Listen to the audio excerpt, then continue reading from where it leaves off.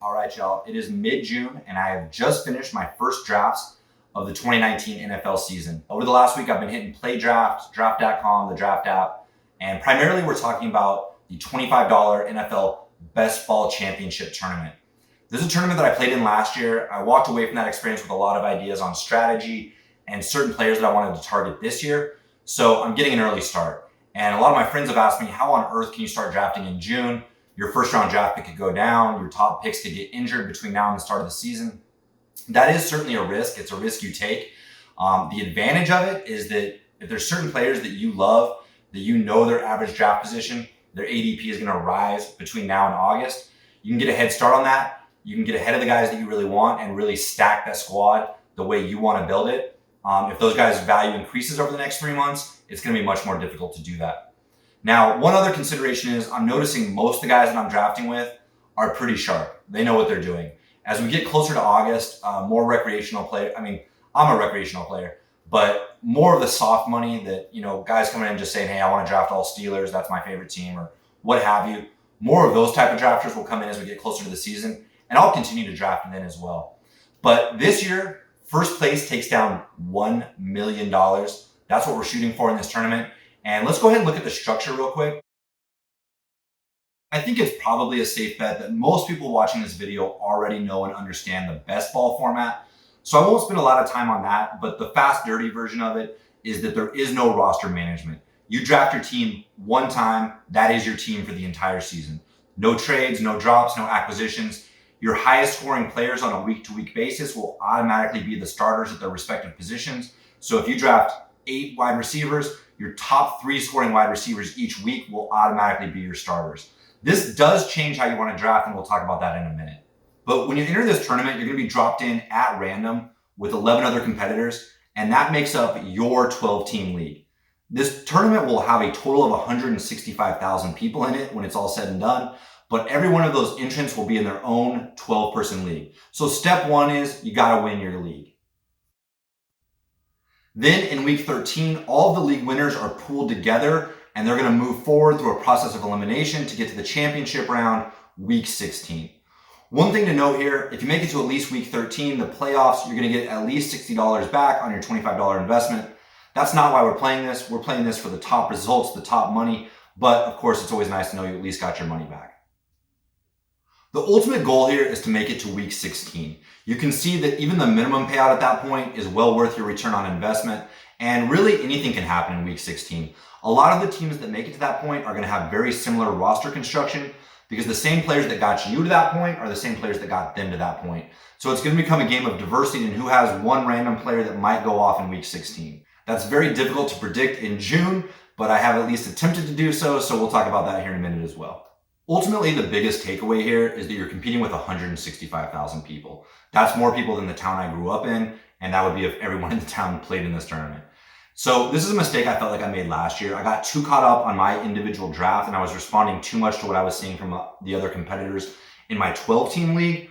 And this guy did this, so I'm going to do that, which will counteract it. That doesn't matter. This guy's 1 in 165,000. Yeah, you need to beat him to get to the playoffs. But ultimately, to make the real money in this thing, you've got to beat all these other people. So don't focus so much on what other people in your league are doing. Focus on what gives you the absolute best chance of winning the entire tournament. In order to do that, I think you really got to focus on high ceiling players. In redraft or even in dynasty, there's a real value on guys that you know are going to have a consistent performance week to week. Even if it's not huge, they have a high floor. In this tournament, that's not important. You want go-off guys. You want guys that are going to be at the top of the scoreboard, even if it's only for a couple weeks out of the season. Every guy you draft should have that potential to have a monster week. Now, obviously that's tough to project, especially to get towards the slim pickings at the end of the draft. But what I'm saying is I wouldn't normally go for a veteran that's maybe on a new team and say, hey, yeah, he's their 4th option. He'll be safe. That's not what we're looking for. I'd rather roll the dice on a rookie that might emerge and go crazy in the last half of the season. There are 2 key guys in a situation unlike any that I remember previously this summer. Tyreek Hill and Todd Gurley. 2 guys that have been the number 1 respective players in their position previously and certainly have the capability of doing that again, but there's a lot of cloudiness. Todd Gurley played sparingly towards the end of last year, was almost a non-factor throughout the playoffs and the Super Bowl. A couple weeks after the Super Bowl, we hear arthritis. We hear there's some serious issues with his knee. We don't really know what's going on.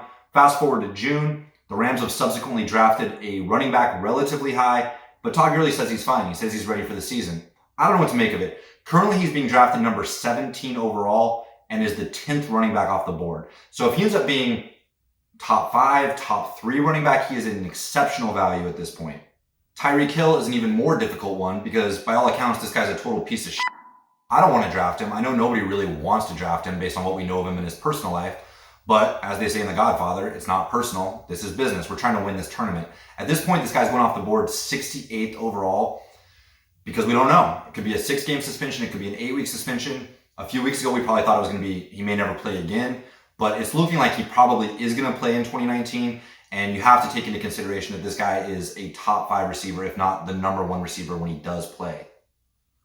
Bottom line is, at June ADP, I got to take both these guys anytime they fall to me. Todd Gurley, I can get in the second round and pair him with a stud running back or even a top wide receiver. And at that point, I have the capability of having the number 1 wide receiver and the number 1 running back in fantasy, which is, it doesn't get any better than that. The middle rounds and late rounds of these drafts are incredibly important. I feel like this is where this tournament's going to be won or lost. But I see a lot of players actually go on auto draft when it gets towards the end of the tournament, which is awesome news for us. Because I think a lot of recreational players, they don't really know the names towards the back end of the draft and they just say, I'm going to let the computer take care of it. I've already taken my stars. But again, you've got to diversify against all the other star players.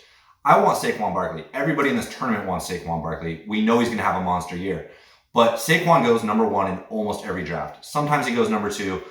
Very rarely I see him go number 3. I've never seen him go past number 3. So unless you are randomly inserted in the top 2 picks, you're probably not going to get a whole lot of Saquon Barkley. So that is what it is. Your first 2-3 rounds are really going to be determined on where your draft position is.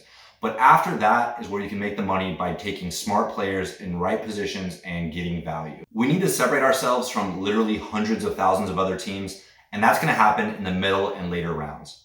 I feel like I have a little bit of an advantage here just because the primary fantasy that I do play is Dynasty. It's just a local league here in Austin, Texas with me and my friends. We've been in it 4 or 5 years now. But it's really taught me a lot about younger players. I pay a lot more attention to the young guys coming out. I pay a lot of attention to guys in their 2nd and 3rd year to see who's on the rise. And I feel like that helps me towards the back end of these redraft leagues. So let's talk about the guys that I like for 2019. Those guys that you're consistently getting in the middle and later rounds, where things aren't as dependent on your draft position and you can flex up, you can stretch and get a guy a little early if you want him. Sometimes they fall to you, but you find yourself consistently getting some of the same names throughout all of your drafts. So for me, the first guy is Mark Ingram, running back, Baltimore Ravens. He's never really had a chance to be the number 1 guy before. I think he's going to have that opportunity this year. And I can feel in these early drafts, a lot of people are shying away from the Ravens. They're not taking any players because they just don't want any part of this offense. I get it. The passing game is probably going to be a little bit suspect, but we've seen this time and time again. When you have a quarterback that has the running ability like Lamar Jackson has, it tends to open up a lot of avenues for the running game as a whole. And I think Mark Ingram will be the beneficiary of that. Second up, Royce Freeman, Denver Broncos. Now, I am a Denver Broncos fan, and I think the Philip Lindsay story is phenomenal. I think by all accounts, he is an exceptional human being, and I'm proud he's on our team. But I do think that story might be overshadowing how good of a football player Royce Freeman could be. He was exceptional in last year's preseason. Then the Philip Lindsay phenomenon took over the NFL, and we've all kind of forgotten about Royce Freeman. I could easily see a situation where in 2019, the fantasy production flips and Royce Freeman is the bell cow and Philip Lindsay kind of takes a back seat to that. Third up, John Brown, wide receiver. This is a guy I've liked for a long time. He was on the Cardinals. Most recently, he was on the Ravens, and now he is on the Buffalo Bills. This is where I think there's some benefit in watching as much NFL as you possibly can. I mean, I don't do this for a living. I can't watch every game, but I did watch a lot of Buffalo Bills games at the end of last year, even though they seemed sort of meaningless. And it really stuck out to me how much Josh Allen was either A, running around, or B, throwing bombs. And it was notable. That's John Brown's specialty. That's why he's on this team now. If they can make that connection happen, he could have an enormous year. And that's what I'm banking on. Next up, Michael Gallup, Dallas Cowboys. Now, this might be a little contrary to what I said earlier about floors and ceilings. A guy like Michael Gallup is going to have a decent floor because he's the number 2 wide receiver on the Dallas Cowboys. So I do feel good that, again, 2-3 weeks a year, he'll probably be on my scoreboard. He'll have a good week. But there's also the possibility that something could happen to Amari Cooper. We never root for injuries, but they do happen. Sometimes guys just aren't productive, and actually Amari Cooper has a history of that. There is certainly a scenario where Michael Gallup could end up being the number 1 wide receiver on the Dallas Cowboys. So you have a good floor, and then you have a really high ceiling if things break a certain way. James Washington, exact same scenario on the Pittsburgh Steelers. Obviously AB, Antonio Brown is now gone. It was him and Juju for the last few years. I love Juju Smith-Schuster, but I am a little bit concerned if he really can be the number one receiver once he's getting that number one attention from the defensive backs that he's playing. I think James Washington could have a great year. And again, in a certain scenario, he could end up being the number one receiver. Next up, Marvin Jones. Everyone is talking about the other receiver for the Detroit Lions, and there's a lot of hype. But Marvin Jones is the guy that just keeps producing and quietly is not a big name, but is a guy I want on my team, and I'm taking him often, as much as I can get him. DK Metcalf. Now, again, going back to dynasty football, this guy's probably the most controversial player in the entire sport. A lot of people were fans of him last year at Ole Miss. Then he got hurt. He was out for the second half of the season. He went to the combine, killed it in half of his drills, was very lackluster in a few of the others. And so now he's controversial. A lot of people are saying he's going to be a bust. I'm using this opportunity to draft him because I'm looking at the Seattle Seahawks and I'm saying who's going to catch touchdowns for them. I think DK Metcalf's going to be catching a lot of them. Trey Quinn. This is a player from the Washington Redskins. Again, going back to sort of those meaningless games last year where you tune in and a guy catches your eye. Trey Quinn flashed towards the end of last year. There's really no great wide receivers on the Washington Redskins. The quarterback situation is still sort of a mystery. Who's going to be the starter? They drafted a rookie. When will he take over? I don't know, man. Trey Quinn's basically free. He goes undrafted in a number of these leagues. He can certainly be your last pick. And I think he's the guy that in the right scenario could absolutely produce for me. Benjamin Watson, New England Patriots. As of June 17th, today, we don't have any idea who the New England Patriots tight end is going to be. But obviously there's a long history of the Patriots utilizing their tight end. They had Austin Seferian-Jenkins. I thought maybe. I've been keeping my eye on that guy for the last few years. They recently cut him. They just made a trade for a tight end out of Detroit. I'm sorry, I'm not familiar with the player. All I know is Benjamin Watson is suspended for the first 4 games of the season, but who knows after that, man. It seems to me he has as good a chance as anybody as being the number one guy there. Again, he's basically free. You can take him at the very end of your draft. A tight end that I have a lot more high hopes for and I feel a lot more confident in, Jack Doyle. I've always liked this player. We know Eric Ebron had a monster year last year while Jack Doyle was out. There's a lot more receiving options for the Colts this year, including Jack Doyle coming back. People are taking Ebron as the 4th or 5th tight end right now. Jack Doyle's way down at the bottom. I'm skipping on Ebron and taking Jack Doyle wherever I can. Jared Goff. This one perplexes me. A lot of people are taking all of the Rams receivers, and again, to a degree, Todd Gurley. But I don't know who they think is going to be throwing them the ball. It's clearly Jared Goff, but Jared Goff is coming off towards the back end of the quarterbacks. I'm waiting on quarterback in every single draft. As often as I can get Jared Goff, I will. If it's not him, I'm usually taking Phillip Rivers.